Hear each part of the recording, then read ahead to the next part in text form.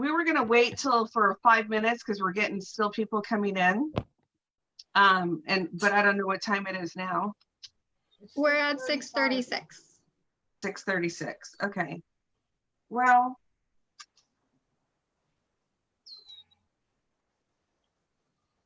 I say we can go ahead and start then. So hello, everybody. Hello. Hello.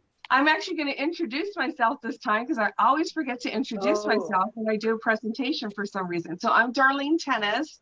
I am with COSAQ and the San Jose Women's Club, and putting on this presentation today, the Municipal Housekeepers, History of the Women's Club Movement. So I'm going to show you this. I know many of you are familiar with this quote from Eleanor Roosevelt, who was one of our most famous club women, by the way.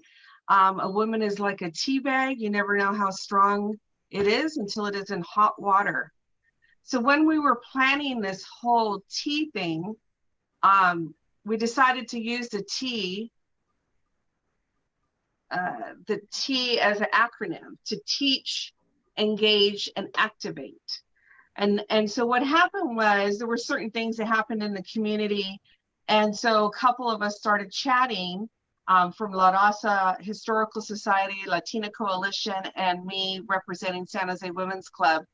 And we found out all of us had grants from the San Jose Women's, from the Office of Women's Policy, Division of Equity and Social Justice. We had all gotten grants to do talks. So we thought, why don't we combine our efforts and do it all together and come up with this tea talk series.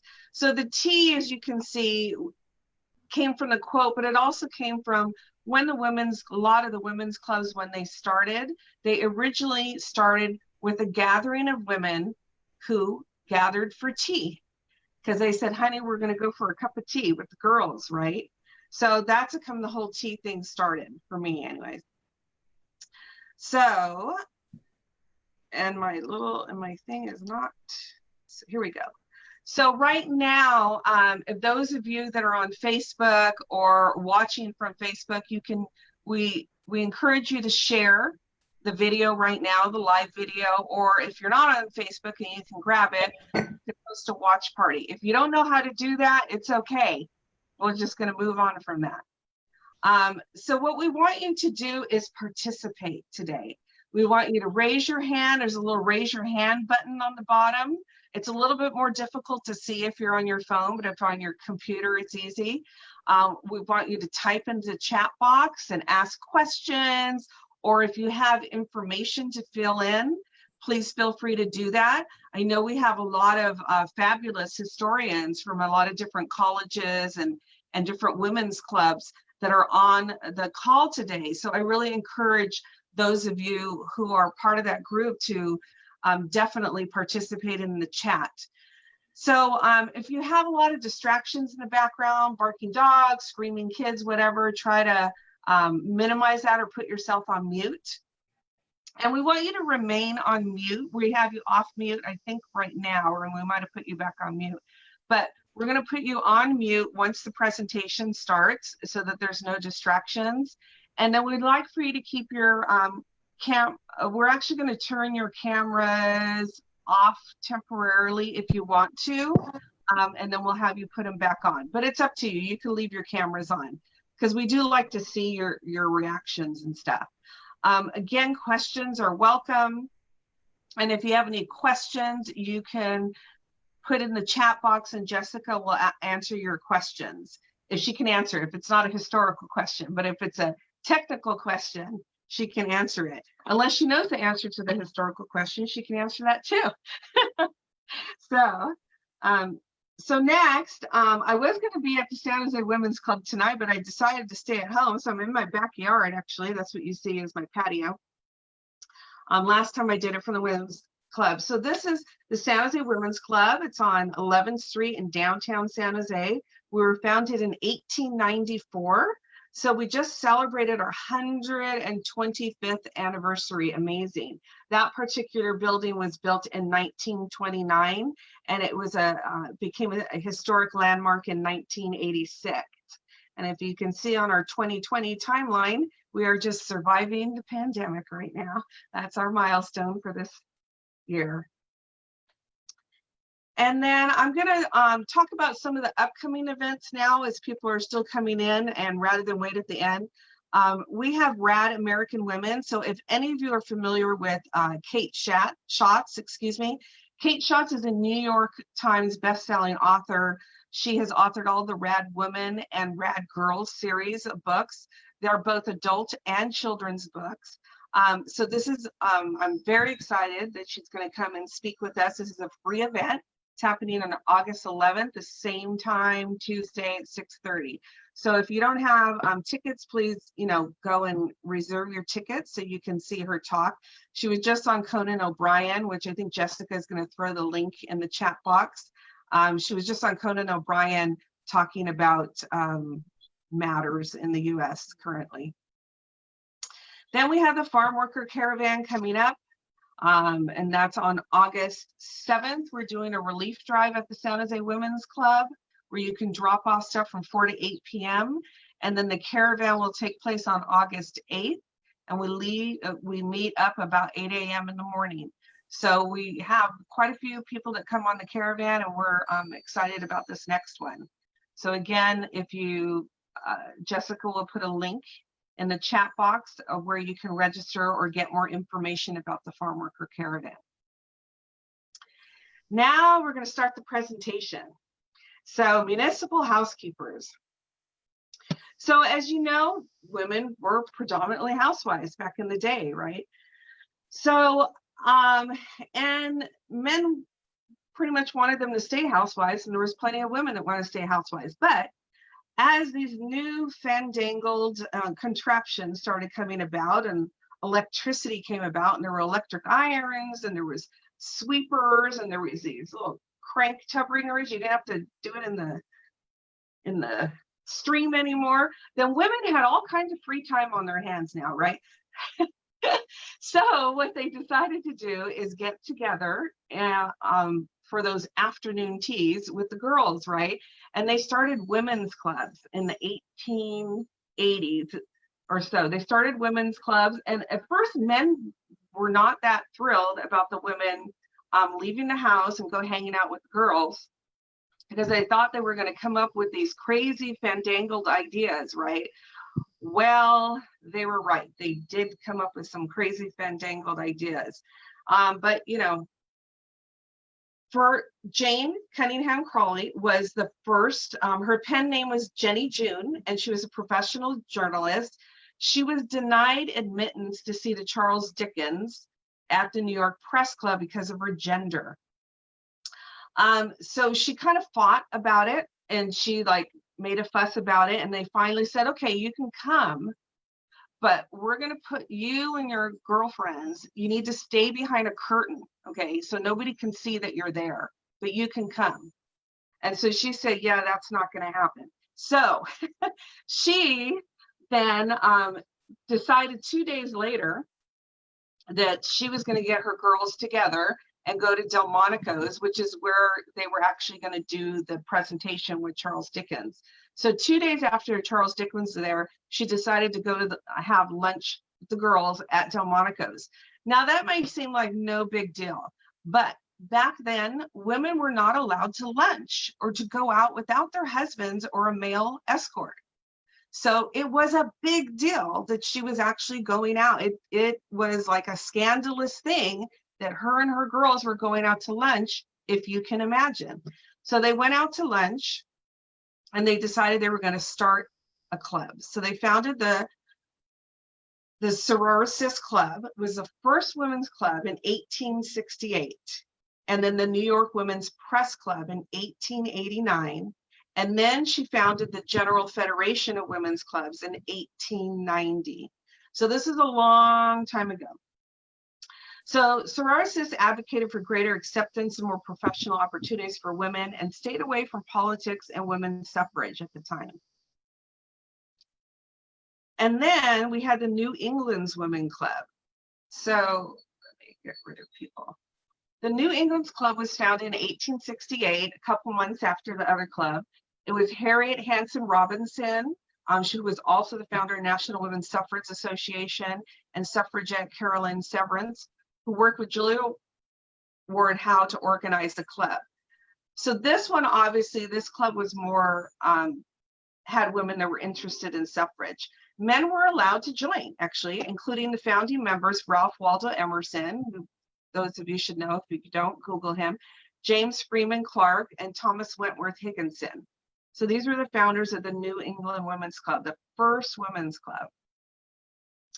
Then the General Federation of Women's Clubs. So in 1890, CROLY brought together 63 clubs and officially formed the General Federation of Women's Club, and they ratified the GFWC Constitution. And this actually is not that. This is in 1916 when they had a conference in New York City, is what the picture is. So the National Association of Colored Women started in 1896, but there was originally the Colored Women's League in 1892, and they merged with the National Federation of Afro-American Women in 1895 to form the NAACW, excuse me, in 1896. And so there was a whole other association of women's clubs. I believe it was 24 at the time when they all merged together. There were 24 women's clubs. I could be incorrect on that.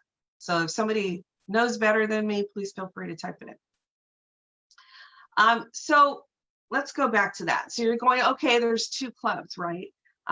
So was there no interracial mixing or whatever in the clubs?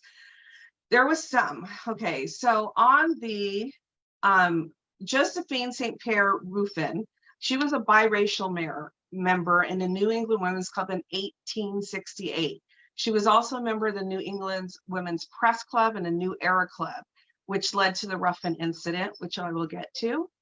And then in 1876, the Chicago Women's Club admitted the first Jewish woman, who was Henriette and Hannah Solomon, who were sisters.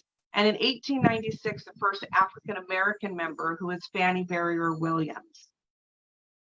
By the way, if you have a chance to read up on the Chicago Women's Club, those ladies were awesome. They did a lot of stuff, which I'll mention some of the stuff, but they were an amazing group. Fannie Williams, so Fannie Williams, who was the first African-American woman, it took 3 years for them to approve her membership because they kept fighting about it and fighting about it. And there was a lot of fighting, and finally they allowed her to enter, and then they had voted that no one should be excluded upon race. Now, there's a lot of clubs that did not have women of color. And as you can imagine, they were predominantly in the South, where even though they said that they would find reasons not to allow them, like you had to be recommended by somebody, or you had to be approved by a second person, and so that they wouldn't get past that point of entry. But Josephine, the reason why Josephine, so she was an African-American publisher, journalist, civil rights leader, and suffragette. She was the editor of the Women's Era magazine, which is the first national magazine published by and for African-American women in the US. She supported women's suffrage, and she joined with Julia Ward Howe and Lucy Stone. As you can see, they were part of the other club. So they had founded the New England Club in 1868. And of course, they knew her from the suffrage movement, so they allowed her to join their club. Then she co-founded the Women's Era Club in 1893, which was a predominantly African-American club that worked on civil rights, anti-lynching efforts, and suffrage. So the Ruffin incident happened at the National Convention of the General Federation of Women's Clubs. So Ruffin showed up to represent the club where she was a member of, in the predominantly white club, but she also showed up to represent the Black club. Well, they weren't going to let her do that. They said, you can represent, we'll let you in. First, they stopped her, okay, because shock beyond shock, they realized she was Black. Okay, and then they said, well, we'll allow you to come in because for the white women's club, but we're not going to allow you to represent the Black club. And so she said, yeah, I'm not going to have that. Okay, so again, so it got out in all the papers because she's a journalist, and so she wrote a paper and she wrote stuff, and it ended up being, and this is one of the in one of the newspapers where it talks about the Ruffin incident. So that was a big fight. But then as you go back, see it little by little things change.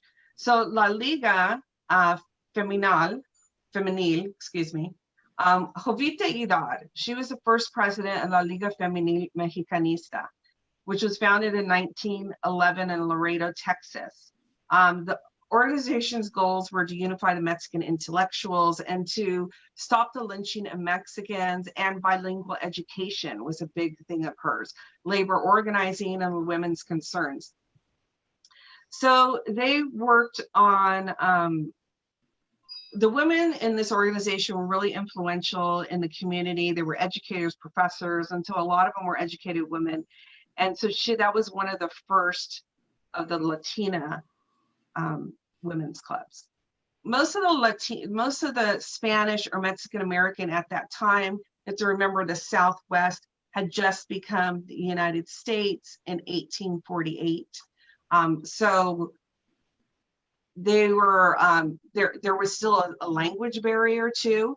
So it was actually, it's been hard for me to find information because some of the clubs were in Spanish history and they have not been translated yet, or I don't know what they were called. And so it's hard for me to discover it, but I have been able to find a little bit though.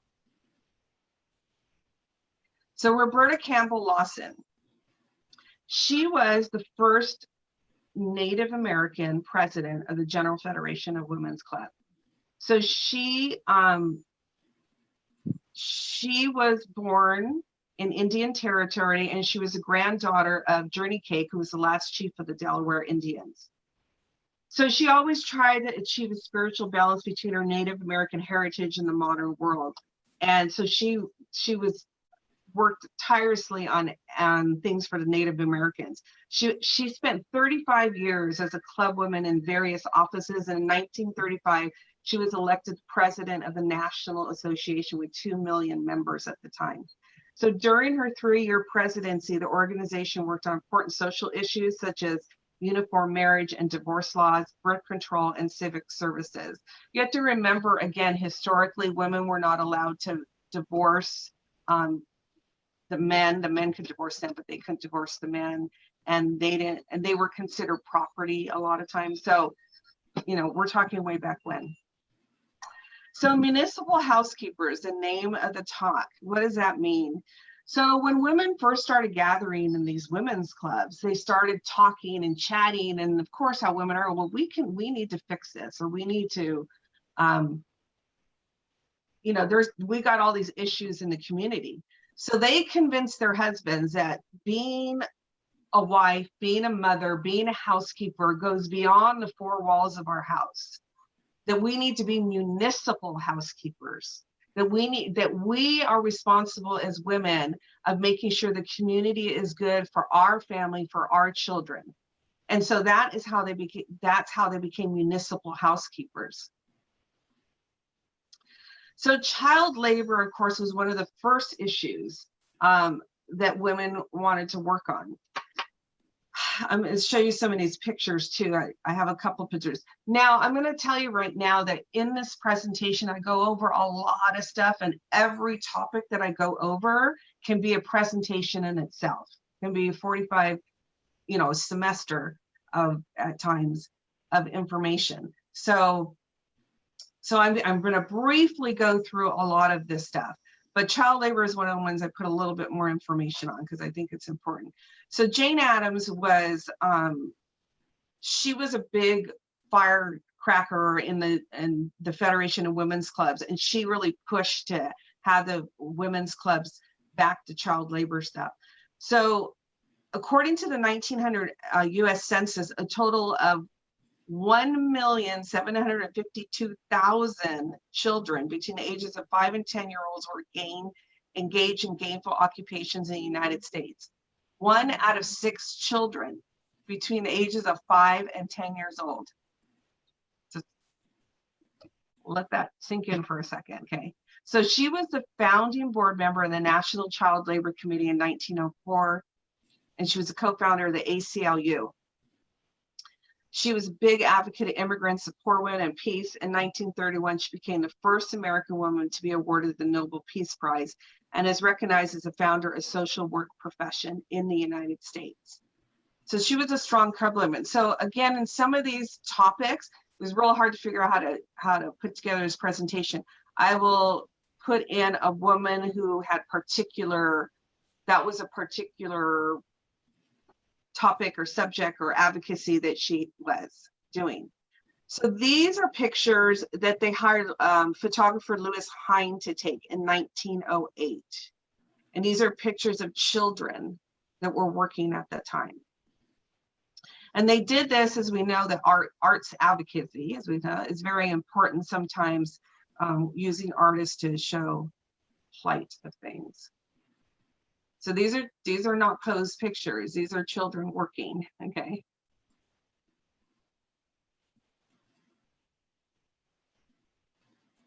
This picture, like, makes me want to cry when I see it.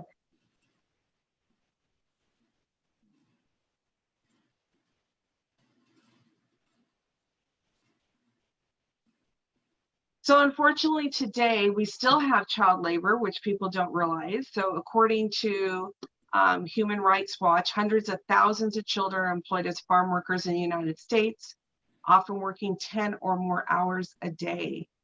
They're exposed to dangerous pesticides, high rates of injury, suffer fatalities at the 5 times the rate of other working youth. And today, of course, coronavirus as well. Children must be 12. Children in other sectors must be 12 to be employed, cannot work more than 3 hours. In agriculture, children can work at age 12 for unlimited hours before and after school. Many people don't realize this, okay? They're just completely unaware. And the reason why this law exists is because it exists so farmers can have their children work on the farm, particularly because in California, for instance, over 90% of farms are owned by families.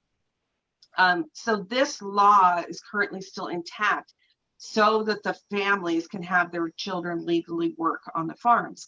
Unfortunately, it is used for other purposes. So if your parent gets permission or if your parent is working, they can work too. If any of you were farm workers, type in that you were a farm worker when you were a child, because I know a lot of my friends have said that they did farm work when they were a child. So if you were a farm worker or your parents were farm workers, let us know that. So then the Pure Food, and I have all these little things on here that are getting in my way, popping up. Pure Foods and Drug Act of 1906. So the women, of course, you know, back then, remember like in, what was that movie? The Over the Rainbow movie. Oh my God, I'm blanking. But the movie where they had the little salesman selling little snake oil and all this crazy stuff, right? Wizard of Oz. Wizard of Oz, there we go. The Wizard of Oz. You see the guy selling snake oil, and you see in these old movies, they're selling all this crazy little concoctions that say they cure everything.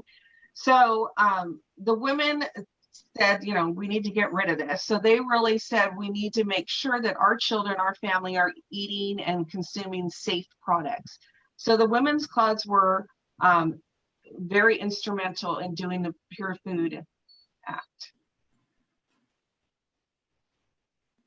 Then juvenile court, this was a big one, 1899. There were no juvenile courts before, okay? And again, here we go back to the Chicago Women's Club. So Julia Lathrop, she helped found the country's first juvenile court in 1899. And the Chicago Women's Club established a juvenile court committee, elected Lathrop as first president, and paid the salary. So this women's club actually paid the salaries, okay? It didn't come from the government. They paid the salaries of 15 probation officers and ran a detention home for these children. They did this all on their own because nobody was doing it. So prior to these reforms, children under the age of 7 were tried and they were in prison with adults. They were like 7 years. They would throw in the same prison with adults. So you can imagine It was not a good thing without spelling it out.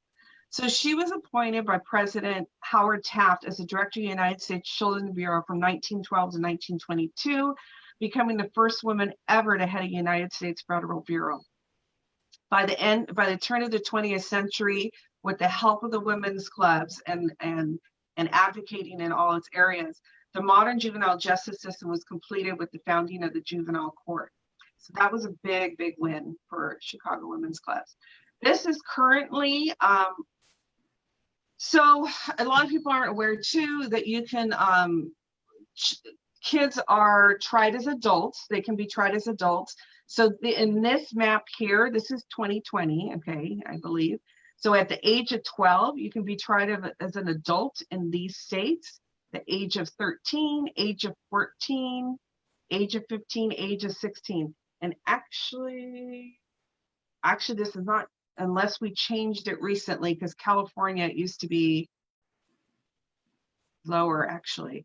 But so they can try you as an adult at those ages currently now, which means they transfer you to adult court.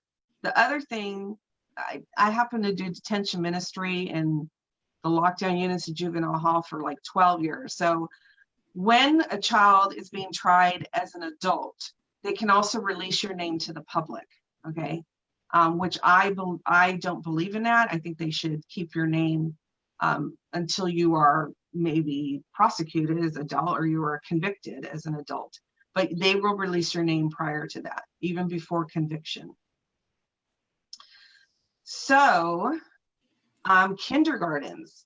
So there was a woman in one of the clubs, and she went to Germany, and they had kindergartens, right? And she really liked the whole concept of kindergarten, so she brought that to the United States. And then health education in school. There was no such thing. It was just like the one-room schools a lot of times. And when you got to the bigger cities, they had a little bit larger schools, but they didn't have any health education or PE. So the women's really advocated for health education. And libraries, this was a big thing, the libraries. This particular library, for those of you that are in San Jose, this is where MLK Library is currently located.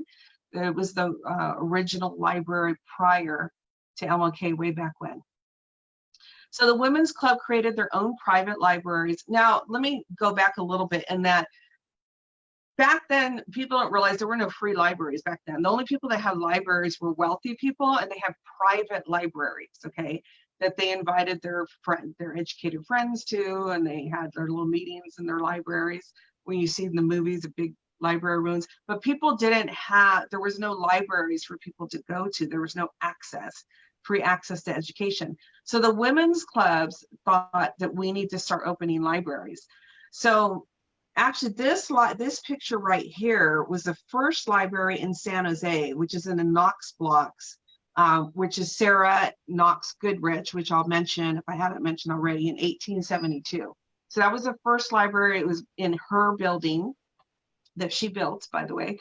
And then they also, public libraries, and they really advocated for public libraries. So 75 to 80% of the public libraries in the US were started by women's clubs. So that's amazing statistic there. So, and here's an article about women's club advocating for libraries. And they got a lot of money from the Carnegie Foundation to open women's clubs too. So redwood preservation. This is a particular thing that San Jose Women's Club worked on, and the California Women's Clubs, because there was not preservation at the time. There was a lot of logging going on. You know, everybody came here for the gold rush, and they were just cutting down trees like crazy, and people were coming over here, and they were just cutting down trees to start making homes and things like that. So there was no restriction at all. So the women thought that they should save the redwoods. So they started a Save the Redwoods campaign. And in the Redwood State Park, there is a grove there dedicated to the California Federation of Women's Club Grove. And there's a Four Fireplaces Memorial, which is designed by Julia Morgan. It's officially known as the Federation Hearthstone. It was built in 1933 to commemorate their role in saving the redwoods. So it's four-sided. So Julia Morgan was not a women's club member that I know of, but I just want to give her a shout out because I think she's amazing. So Julia Morgan, you saw she did the Hearthstone there, but she also designed a few of the women's clubs, clubhouses. She also designed some of the YWCA buildings. One of the more famous ones is Sillamar Conference Center, which was a YWCA originally. And then, of course, Hearst Castle, which you see in the picture, was one of her grand glories there. But I just wanted to give her a shout out because I think it's important to also acknowledge that she was given opportunities by other women in her profession and what she was doing.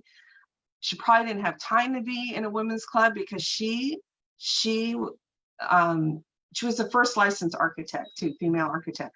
She made 700 buildings in her career. 700 buildings. That's amazing. So if you have time, look up Julia Morgan.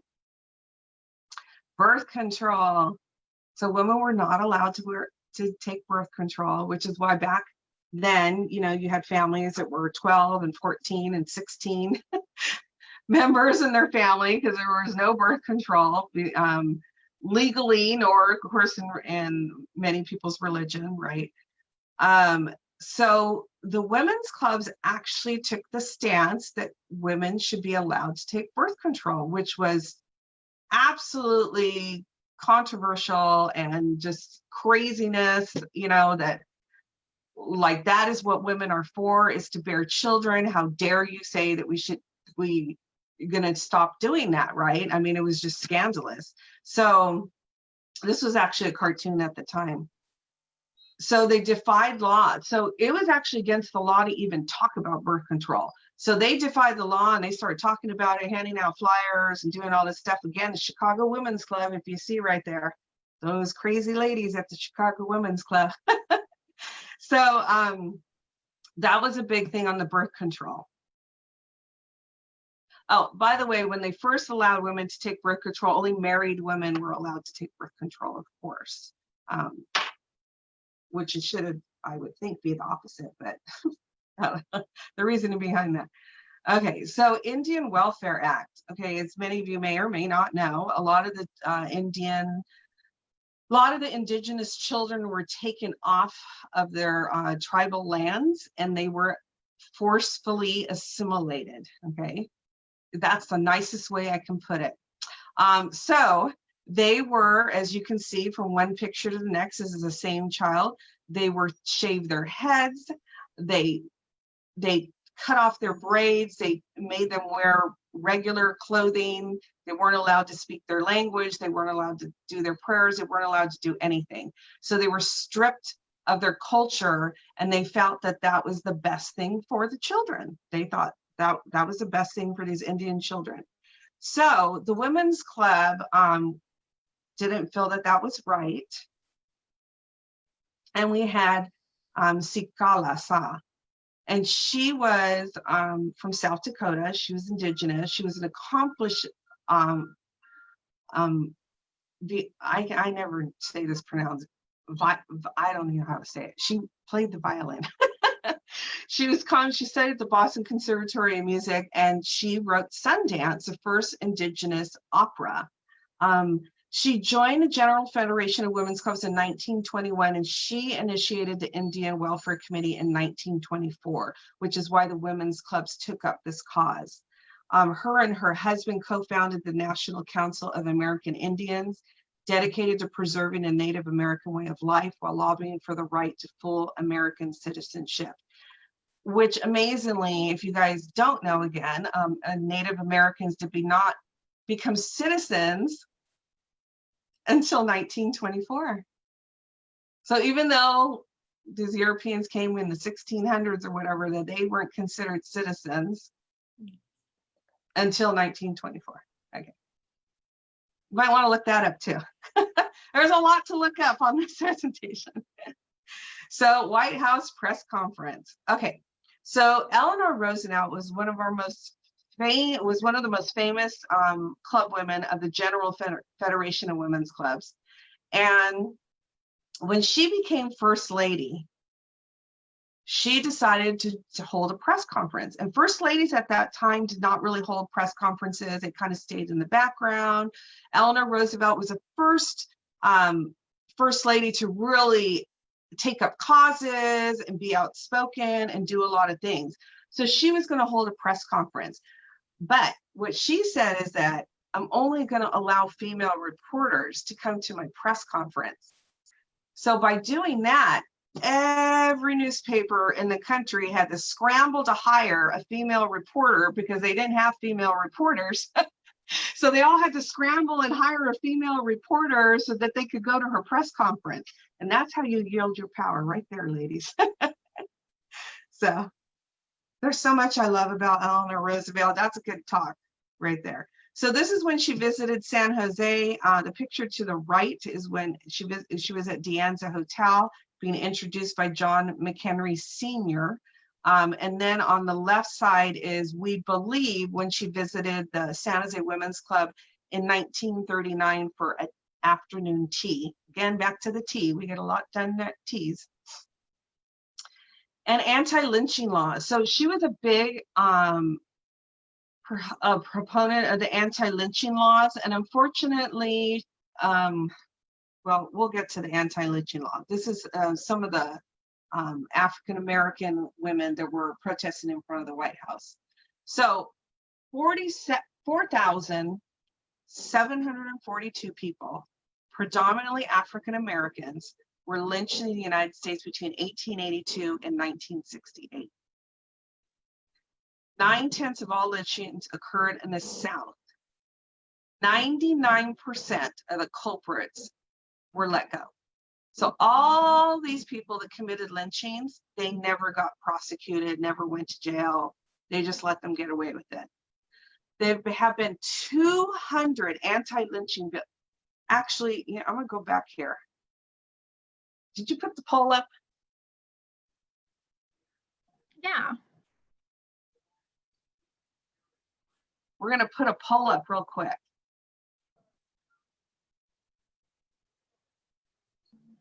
So you should be able to see a poll up on your screen, and you can, if you'd like to participate, you can click on one of those options.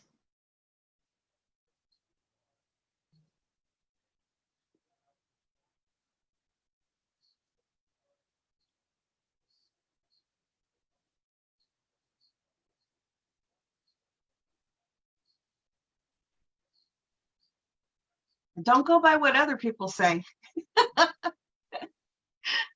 And we can see most people guess 1968. Which means that most people were wrong. Okay, so let me get this out of the way. Oops, let's do this. Here we go. Come back. Okay, so 200 anti-lynching bills were introduced in Congress between 1890 and 1952. 7 presidents petitioned Congress to end lynchings. And the Senate actually issued an official apology in 2005. In fact, Eleanor Roosevelt, she supported the civil rights and social justice for African Americans so much that the Ku Klux Klan put a bounty on her head, a $25,000 bounty on her head, which was a lot at that time, by the way. That's not how she died, just so you know. So I actually had to look this up today because there was the anti-lynching law has passed the House in February of 2020 this year, okay? And it's the Emmett Till. So it's named after Emmett Till. Emmett Till was a 14-year-old child who was lynched in the 50s, I believe. And so it was named after him for winking at a white woman or some ridiculous thing like that. So this anti-lynching laws have been trying to get passed for over 100 years. It is still not passed. So actually none of those are correct. So currently there is no anti-lynching bill. Rand Paul is kind of holding it up right now in the Senate, from apparently what I read today. But you can keep up on it. So I literally had to look it up today to see what the progress was or was not on it. So that's a shocking one too. So Ida B. Wells, you cannot have a presentation without talking about Ida B. Wells. She was born into slavery. She was freed during the American Civil War. She did a thorough investigation and published the Southern Horrors, Lynch Law in all its phases, and the Red Records, which recounted numerous lynchings in graphic detail. She was a very prolific investigative reporter. And she put these out, reports out, and they are carried nationally in Black-owned newspapers. And then a white mob came and destroyed her newspaper office and threatened her a lot. So she actually moved out of town after that because of all the threats that she received. She was the first paid correspondent for a mainstream white newspaper when she wrote for Chicago's daily Inter-Ocean. And then the New York Times called, because all the stuff she was writing, they called her a slanderous and nasty-minded mulattress, okay? And the reason why I put that in there, because I think currently, you guys may have heard a certain congresswoman was maligned publicly by a fellow colleague. And I think a lot of times, you know, a lot of these women were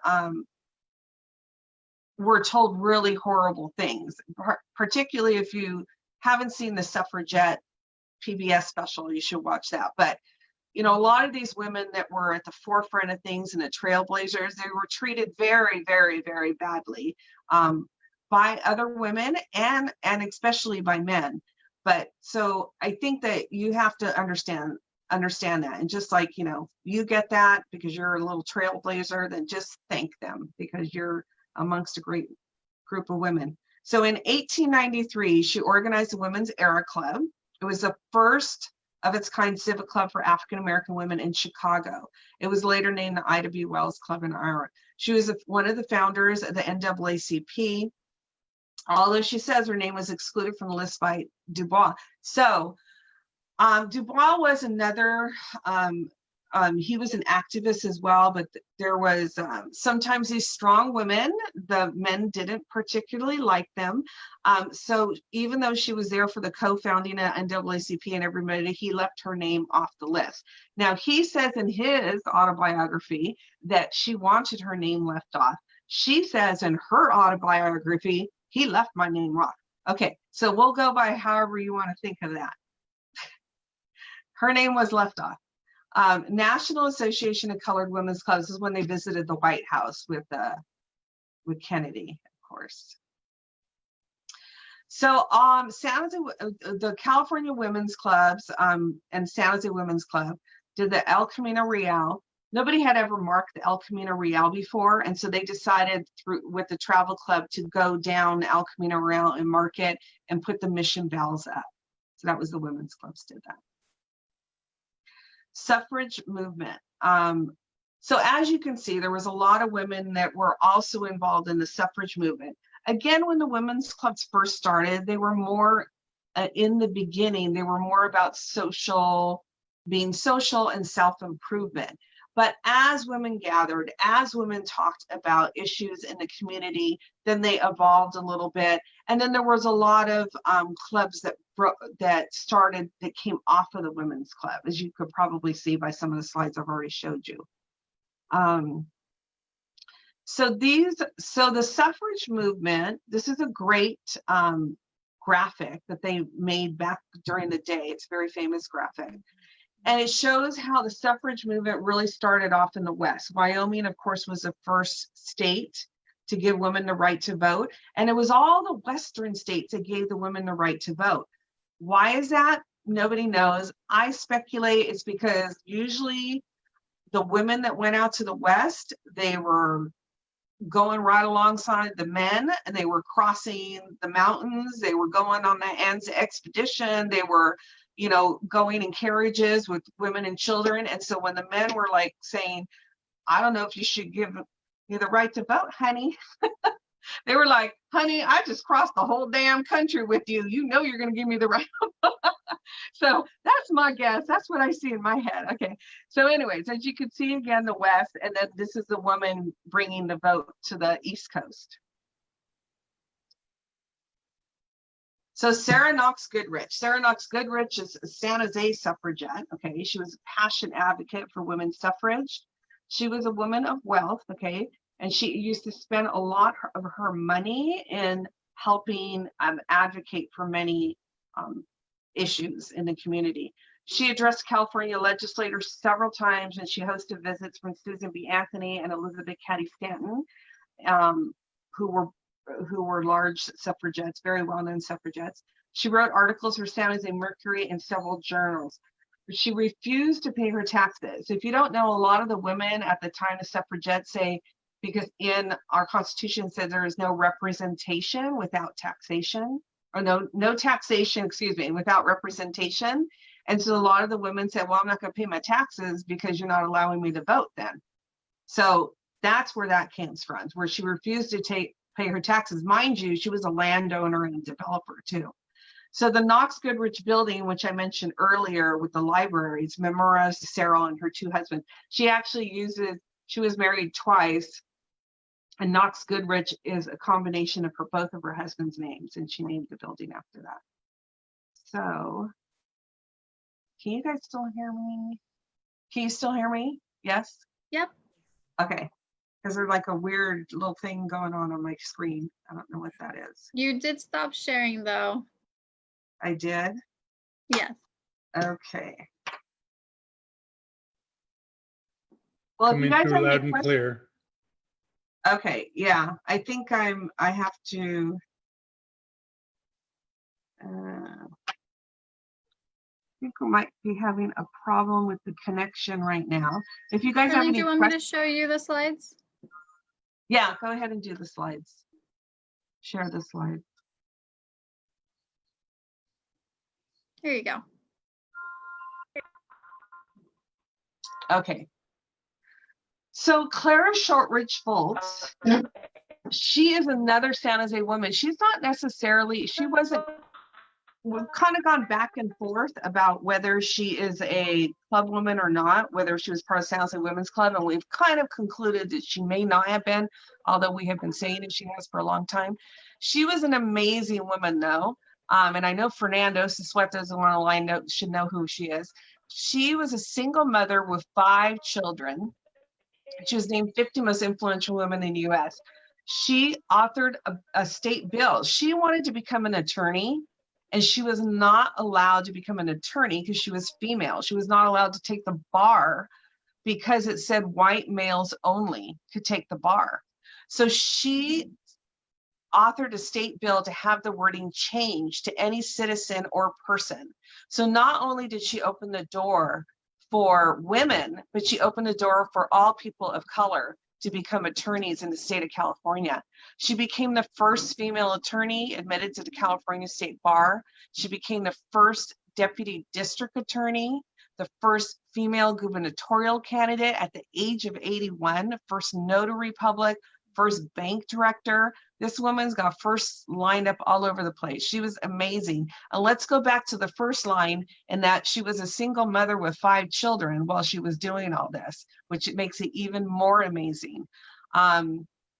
She's the one that introduced the idea, which is very radical at the time, of public defenders.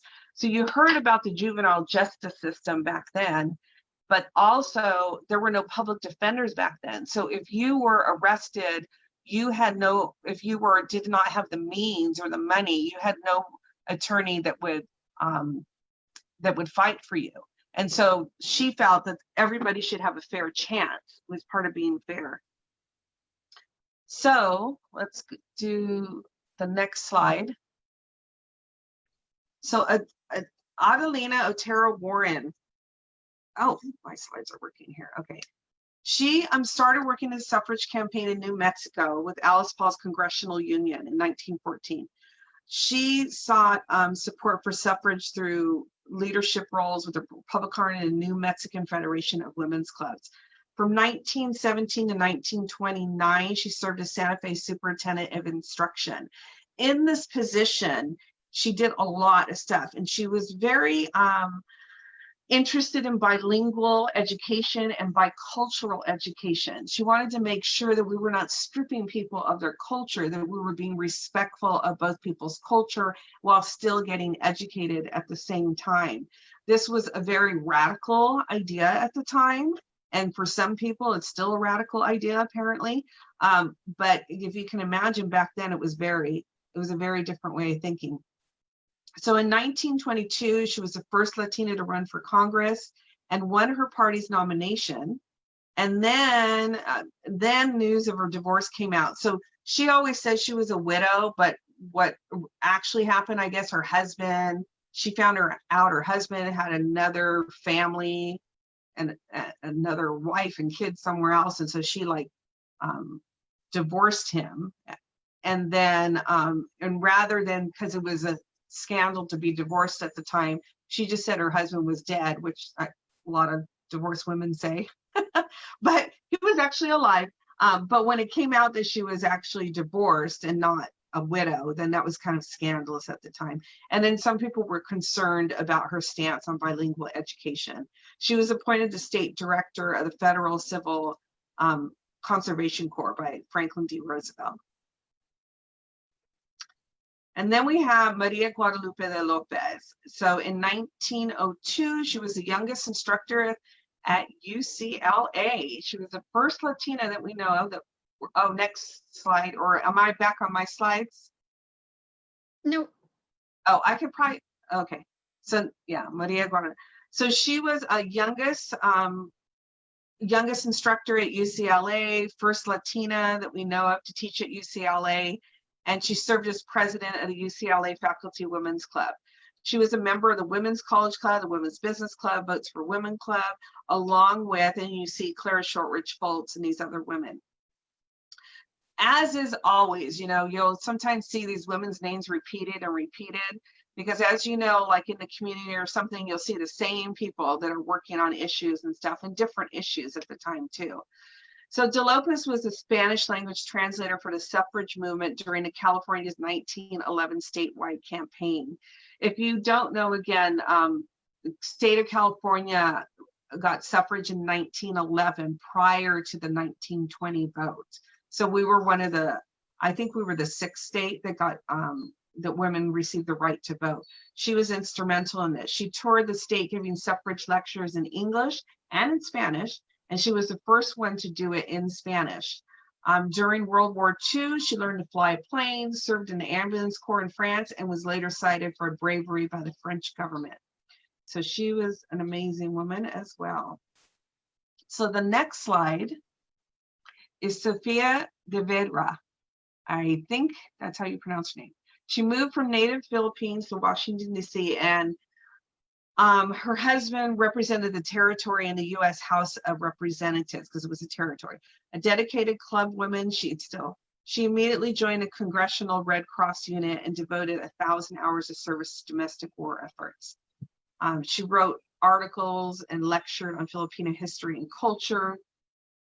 She wove her passions for women's rights in all of her speeches and articles. And she was very big advocate and noticed the differences between women's lives in American and Filipino society. She organized and led multiple women's clubs and federations, and she used her position of power to organize and fight for women's suffrage in the Philippines, which was ultimately granted in 1937. So with a new day comes new strength and new thoughts. Miss Eleanor Roosevelt, Mrs. So I think now, and I don't even know what time we're at, but I was just going to open it up to you guys. If you guys wanted to ask questions or you want to have a conversation. 7:30. 7:30? Okay. Yep, you're right on the dot. Awesome. So if anybody has any questions or you have any thoughts or what shocked you? What did you learn today that shocked you? And you can all unmute yourselves. The fact that we still don't have the anti-lynching. What's Rand Paul holding up this legislation?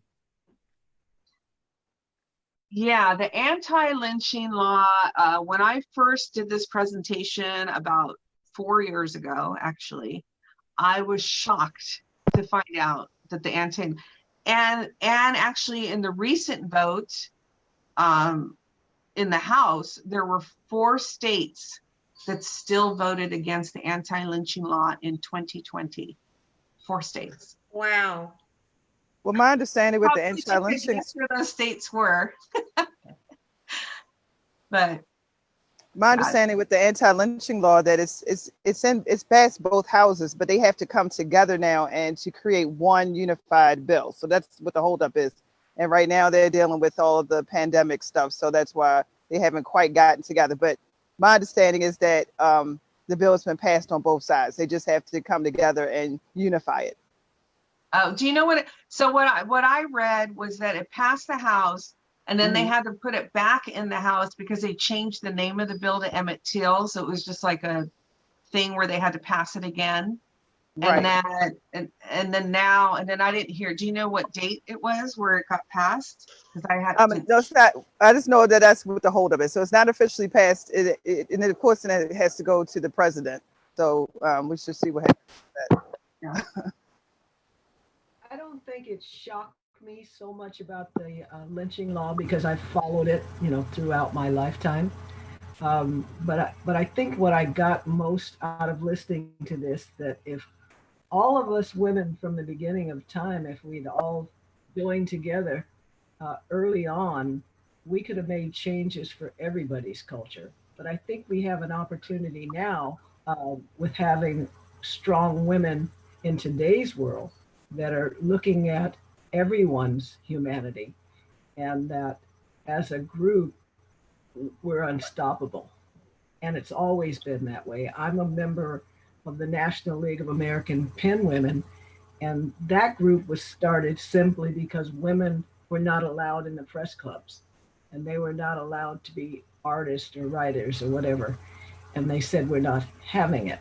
And presently, it's opened up to everyone, people of color, as long as you're a creative, professional woman. But I think the gist of all of this is how much power we have as women. I think that speech that Alexandra Ocasio-Cortez gave at the floor of the House against this fellow that called her names, that speech ought to be printed and disseminated across the country, because that's something that people need to learn and hear and digest and follow. Absolutely. Agree. I put the entire transcript on Casa Q because it was a good speech. And you make a point that when getting back to her, whenever there's a strong woman, strong-willed and on the right side of doing something right, immediately we're labeled with those words that seems to just flow so quickly out of some men's mouths. I don't know if it's threatening because women are strong, or it makes them feel better to exercise some authority over women. But just by seeing that, going back to my point, women hold the power.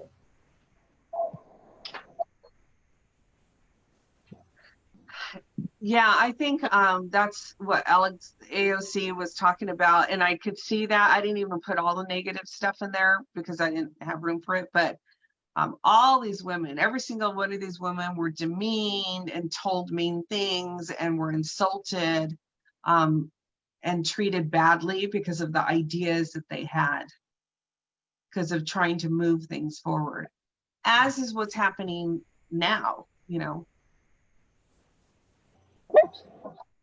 They got 2 million in the same deal. I learned a lot. It was an excellent presentation. I don't know. I've always told my son never underestimate the power of a woman. Now that sounds kind of negative connotation, but I learned a lot with all the history of these women that when they pull together, they can make a major difference in our country this would be a great presentation for, like, I went through labor studies for my schooling. I didn't, maybe I picked up a few of the names, but there was a lot of women that did a lot, and to learn more of how many were affiliated the women's club. It's just fascinating. And yeah, and all those things that they worked on, I was like, right on, right on. So thank you. So I invited my boss to watch this tonight, but I gave her such a late notice. I don't think she got in, but she would have thoroughly enjoyed it too. Thank you so much. You're always educating us. Thank you. We will send out a recording to everybody that registered, so you could pass that on to her afterwards. Thank you. Mm-hmm. I want to say that I too appreciate very much what you've done. I'm very proud of you, and I think this is a magnificent beginning, if you will. And it certainly does document that Black women and Native American women were involved historically. And hopefully we can continue that process of involving more Latinas and more people of color into the mainstream, so that we can bond together and carry the flag of our civil rights and everything else that we believe in. Thank you. You're welcome. And it was difficult, I have to say, to find information on suffragettes of color, because they are not, I mean, there's a lot of these women I didn't know about before I did this presentation, and I made an effort to put women of color in there, but it was very difficult to find them because their history is just hidden or submissive. I don't know what to think about that, but I think that what I really appreciate about your presentation, aside from all the information and facts and these women's names, that I feel like we need to honor them, even if it's just by saying their name, right? Because they've did so many things for us. But I think it's helpful to me to hear how these women overcame so many obstacles, because right now with all the hatred and vitriol that we see, I think we get discouraged and we think, how are we going to change these people's minds? They're so, to one side, they're so extreme. But when you hear these stories of these women who had to fight so hard in even probably worse situations and conditions, it makes you realize that it is very possible, like the first woman said, if you just don't give in to that fear and you don't give in to the hate, and this is the time. This is a very critical time in our history. And so I think we have to remember that these women fought really hard, and we owe it to them to keep going. yeah, I was looking, if you have not, I'm going to mention again, seeing The Vote. It's called The Vote on PBS, and it's excellent series. They do have one particular show that's on African American suffragettes. They do not have one of other women of color, unfortunately, not that I have seen. If I'm incorrect, somebody let me know in the remarks, but I did see one for African American women. But one of the remarks that the African American women said was that that they were accustomed to being abused. They were accustomed to people treating them badly all the time when they were out in public. So they said they think it was even worse for the white women because they weren't used to that. They weren't used to being, but they were used to being, which doesn't make it good, but they just said that they were used to being treated badly. And the white women were in shock when they were treated badly, the suffragettes. I thought that was an interesting statement. I appreciate your saying that, and also doing this presentation today, because historically, the stories of African American people has been hijacked over the years. So you only get to hear an orchestrated negative narrative about what the culture was like. And I'd have to rely on stories from my parents, my grandparents, aunts, and uncles. And it's a totally different kind of a family dynamic than what you hear now about the divided family. There's no structure. That's a narrative to keep unconscious prejudice alive. And I think that by my speaking out and talking about this, because I wasn't taught Black history as a child or in school, and I grew up in California. And the only thing that I ever heard in school was Little Black Sambo and George Washington Carver and the Peanut. The rest of my history came from my relatives and from the storytellers in my family that told about courageous people. So I think it's now being told, and people are more interested, or they're even surprised that we had a culture, given the fact that we were torn apart as families and sent to who knows where as slaves. But I think once you know about someone, it takes the mystery and all the fear out of it. And our wants and hopes and desires are no different than anyone else's. That was Dorothy, right? Because I can't see you. Yeah, that's me. Okay, I figured as much. I recognized your voice. Yeah. Yeah, well, I think on my last talk, those of you that were in the Castro Women talk, a lot of people remarked, particularly people from California, that we never learned about our Spanish and Mexican history here. We never learned about the history of California. We learned that the country started on the East Coast. Our world started on the East Coast, but our world started right here on this land. And so we never learn about that, unfortunately. I think the other thing that shocked me was, and I don't have it in front of me, but when was it that the society actually had the guts to tell the Native Americans that they were American citizens? I mean, that just floored me. That really floored me. And I do appreciate you doing research, and there's so much more to learn. There's so much more to learn, and you're right. We haven't learned enough about our multicultural background in this society, and I am an educator, and I mean, we've got to get these young kids to get more education and get their degrees and help publish some of this information that we're sharing, that you're saying you get from your family. But yeah. That was just amazing. Yeah. I was mentioning it this week, as you guys, some of you may have seen, I made a comment about the UFW flag being put alongside the weapons in the picture that Chief Eddie Garcia posted. And I made a couple comments about that.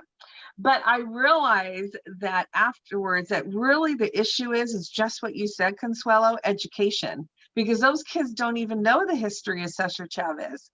They don't even know any of that history. And so, you know, they have nothing to go upon. If they would have learned it, maybe they would know what the real causa was. Again, when I was in juvenile hall, and I do realize that the UFW logo has been hijacked by, you know, some Norteños in particular.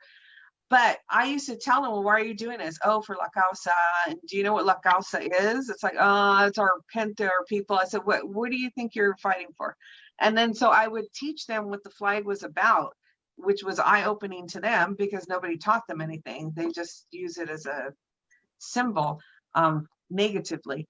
But again, it goes back to that we are not being educated. Our children are not being educated about their backgrounds here and about the history. That's what's important. Mm-hmm. Absolutely, absolutely. So tell these stories to your children and have your children write about them. Yeah. Darlene, there was a question in the chat around mission bells, and if San Jose Women's Club is doing anything around that. Around what? Mission bells. The mission bells, well, you mean to keep them up? Is that what you're saying? I forgot what's going on. I think the California Federation's a women's club is. And just so you know, and I did get a phone call recently from somebody in the community that Gina Gates knows, if she's still here. And he was very offended by the mission bells, actually. And again, this is part of the historical thing. He felt it was showing marking the path of torture for his people, because he's an Ohlone immigrant. And so to him, it was a path of torture, is that what we were marking. So you have to respect his thoughts too, if that's what he feels that it is. But I mean, that was obviously not the intent that they had when they did the mission bells. A lot of people like the mission bells. They liked that El Camino Real historically was marked of where they went, and one day apart was each mission and all that. So, but there's always different perspectives to everything in history. Yeah. You can imagine. But I personally feel, I know we have a lot of things to be ashamed about in this country, but that is still part of our history. And I don't, it's depending on a person's interpretation, whether it be positive or negative, I think we shouldn't forget our history, and there are different viewpoints of it. I mean, if you're on one side, it looks one way, and then the other side, it looks another, but it's still our history. So it might be possible to take those markers and add to them a bit of information about who was displaced at that particular part of California, and enlarge the story rather than shut it down. Just make it bigger. Tell the other side at the same time, because it's history for all of us. Right. Oh, I just saw the date yesterday, that I found the date of the Native Americans being Americanized in 1921, given their American citizenship in 1921. Yes, that's just amazing. They were not given the vote at that time. No, they weren't. Right. Yes, you're right. You're right. They were treated as separate nations with which we had treaties. So there's a strange legal issue here concerning their citizenship if they're citizens of a foreign nation. It's a really strange situation. Yeah, and at one time they would have to give up their tribal membership and assimilate in order to become a citizen, is the condition that they made with them. And so there's a lot of different things that happen with the Native American citizenship and vote. It's a very interesting topic. Again, it's an entire semester probably. My ancestors had to swear that they were no longer loyal to the Kaiser in order to be allowed to become American citizens. So it's really no different. Except that, Gary, that we don't do that anymore. You can have dual citizenship now. Okay, well, we're talking about 1924 and 1840, right. So. And the U.S. government has never honored any treaty with any native tribe. Well, that's true too. That's true. Yeah. So it did end up being kind of a dual citizenship that Native Americans were given eventually, but it's very interesting, the whole thing. I'm not an expert on that, I can tell you that. So Darlene and everyone else, this is incredible. What you have put together is phenomenal. One of the things that we're doing at the Office of Women's Policy is continuously raising awareness that the women's right to vote, when it was granted in 1920, was not granted for all women. And today's presentation, you covered each and every piece that reminds us that together, as Dorothy was saying, together we can make a change. There were some brave women who cracked the door open, and that door is now open wide for all of us to find ways to walk in. I'm reminded of a little bit of history of the passage of the 19th Amendment in Tennessee. Senator Harry T. Burns was a no vote, and he received a note from his mother. Dorothy said, we women together can do what we have to, right? He received a note from his mother. She said, don't forget to be a good boy. He's wearing the red rose telling everybody he will vote against the 19th Amendment, and he casts a 4 yes vote. And to me, really what we can do together to be able to continue to promote and protect the right that was hard fought by many women 100 years ago and still being fought by many more today. This is what this presentation really has put together. So I want to thank you all for really opening everyone's eyes, allowing this dialogue, providing a floor for all of us. I have been listening. I'm fascinated and honored that I sit here with all of you and learn with all of you. Together we'll do a lot more, I promise you.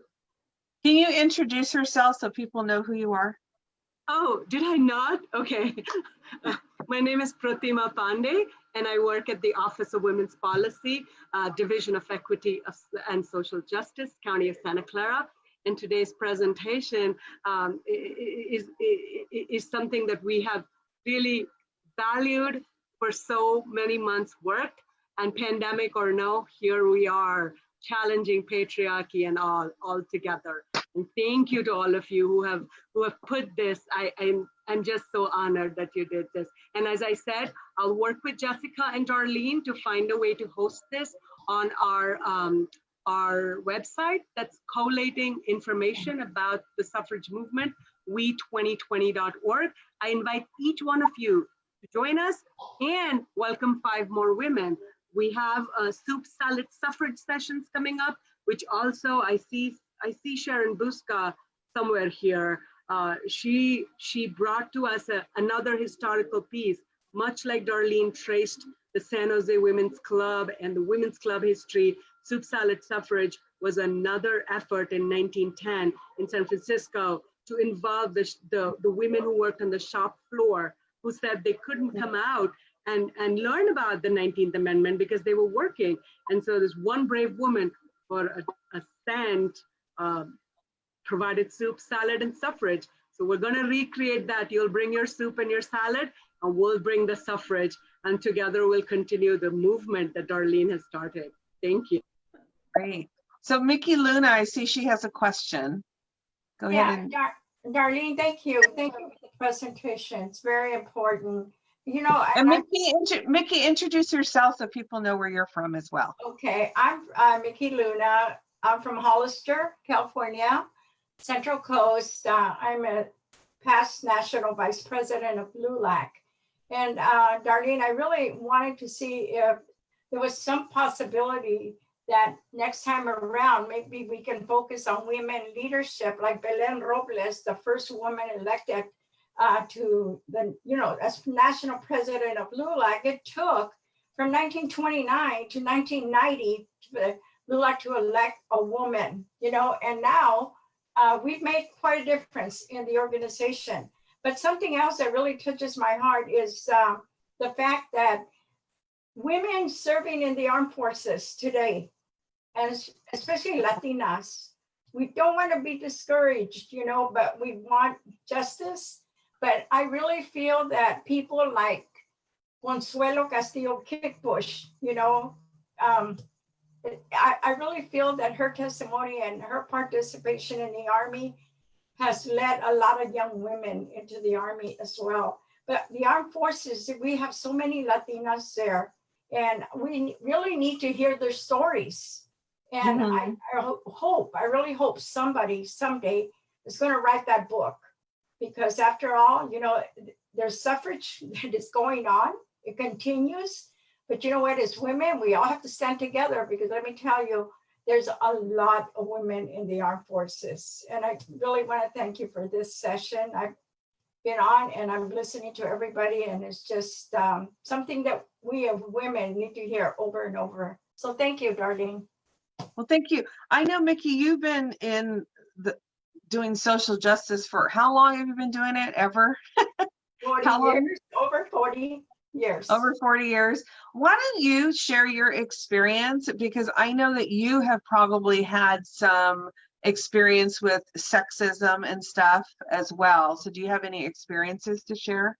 Oh my goodness. Yeah, I can write the book. Darlene.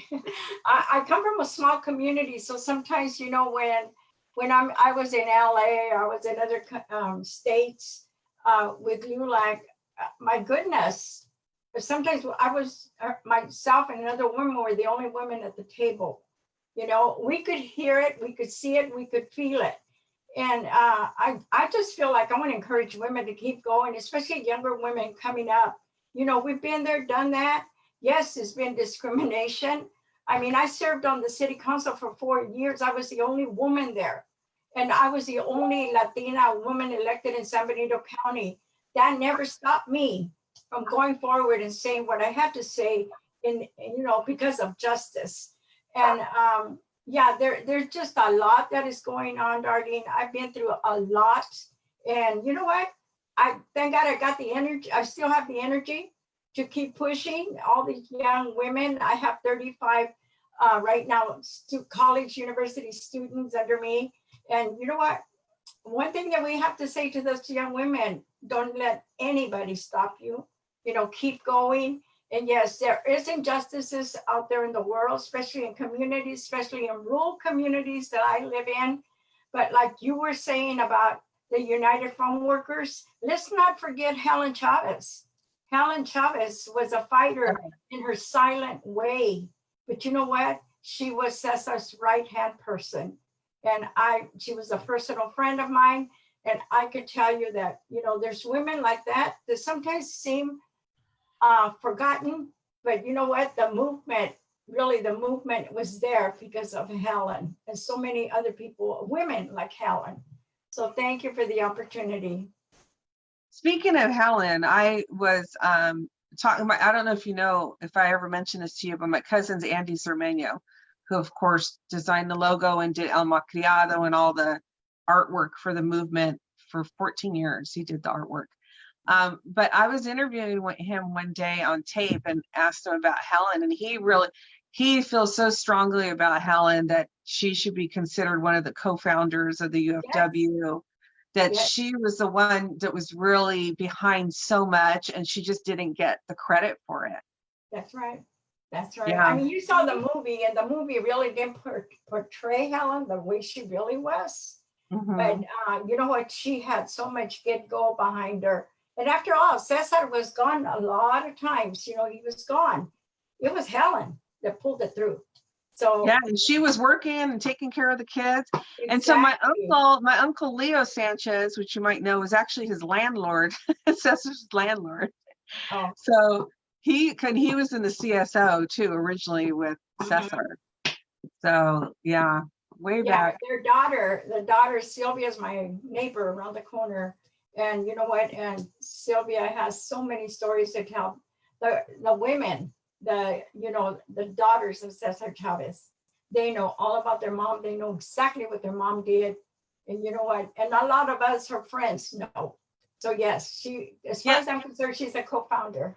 Yeah. Yeah. So like I talked about Save the Redwoods, for instance, and when I was researching Save the Redwoods, there are some historical references that only mention the men. They don't mention the women at all. Okay.